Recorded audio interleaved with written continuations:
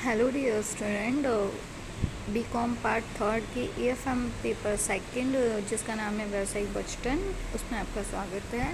ये हमारी second class है। सेकंड क्लास में मैं आपको बताना चाहूँगी कि जो प्रीवियस क्लास थी उसमें हमने बजट, उसका अर्थ, उसकी परिभाषाएं पढ़े थे। आज हम उसी को आगे कंटिन्यू पढ़ेंगे कि बजट की क्या विशेषताएं हैं, क्या इसके उद्देश्य हैं, क्यों बजट बनाया जाता है, किन उद्देश्यों को इसमें ज़्यादा इम्पोर्टेंस दी जाती है और बजट बनाते समय किन किन बातों का ध्यान रखना चाहिए, इनका अध्ययन करेंगे। जितने भी हिंदी मीडियम के स्टूडेंट हैं उन्हें जो बिजनेस बजटिंग की बुक है वो अग्रवाल विजय सुरोलिया लेखक हैं, उनकी ले सकते हैं। बेस्ट बुक्स हैं, इनमें आपको काफ़ी मैटर क्लियर हो जाएगा, एग्ज़ाम के पर्पज़ से अच्छी है।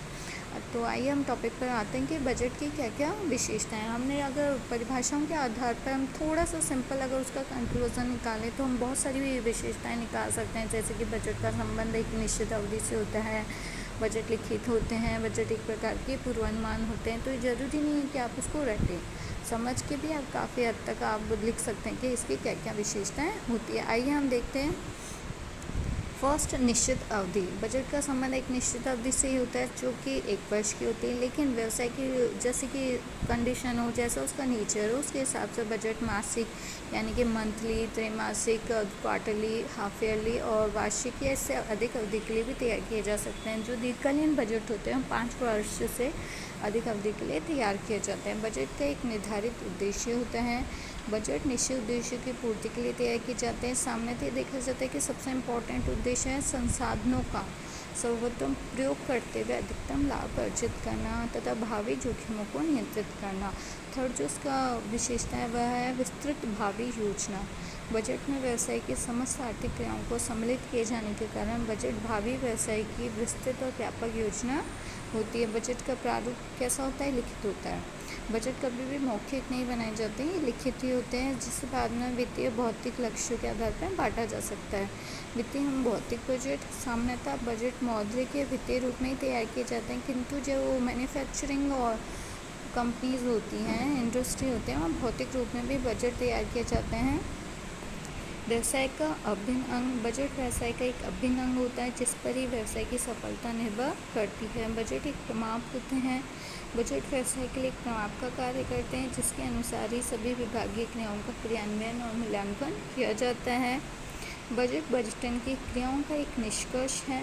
बजटन के द्वारा तैयार की गई योजना को ही बजट कहा जाता है। इसको हम बाद में डिटेल में पढ़ेंगे। इस लाइन को आप इम्पोर्टेंस दीजिएगा, क्योंकि बजट क्या होता है, बजट से कैसे बजटन पढ़ा जाता है, इसको हम नेक्स्ट क्लास में देखेंगे।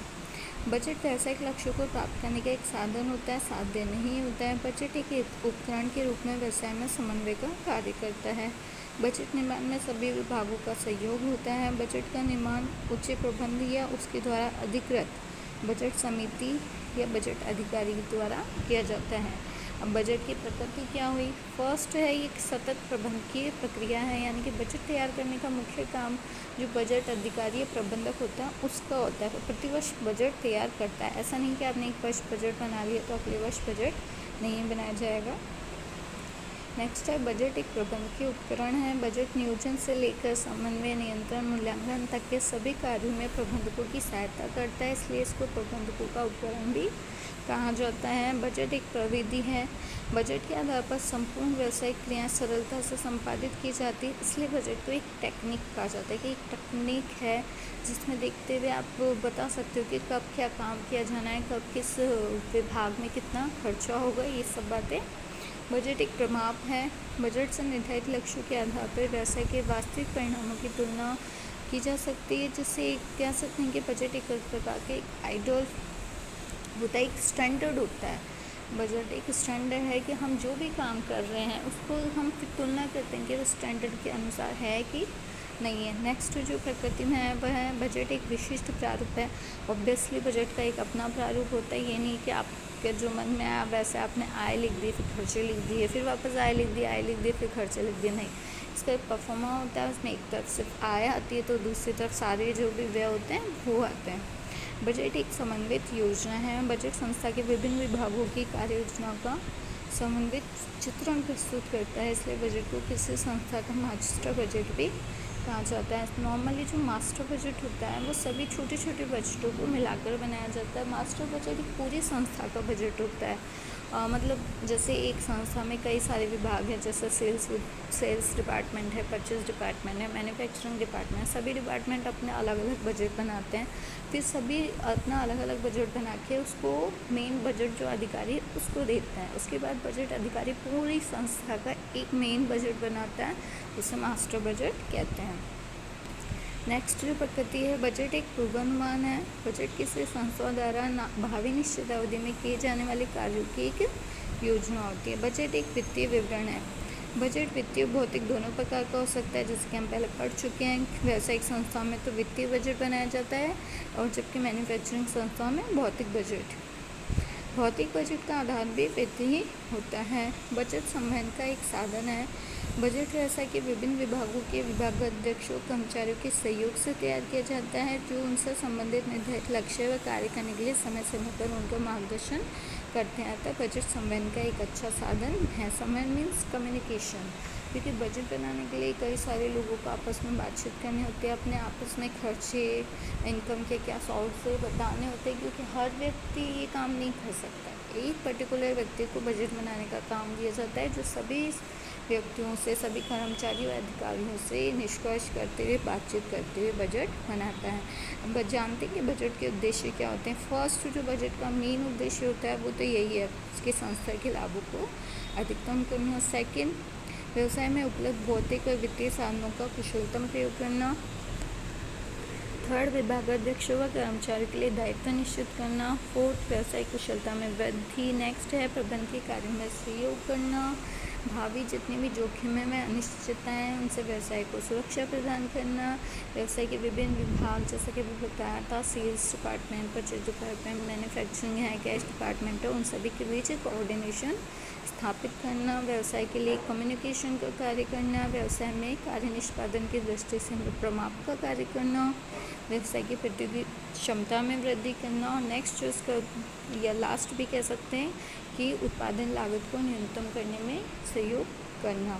आइए जानते हैं बजट की क्या क्या सीमाएं। फर्स्ट, बजट की सफलता। बजट जो में प्रयोग में ली गई सामग्री की पर्याप्तता या विश्वसनीयता पर निर्भर करती है। बजट पर व्यक्तिगत पक्षपात के प्रभाव की संभावना रहती है, क्योंकि बजट बनाने वाला भी एक इंसान ही होता है, तो वो कहीं बायस्ड ना हो जाए, बजट बनाते समय किसी एक डिपार्टमेंट को ज़्यादा इम्पोर्टेंस ना दे देगी, ये संभावना भी बनी रहती है।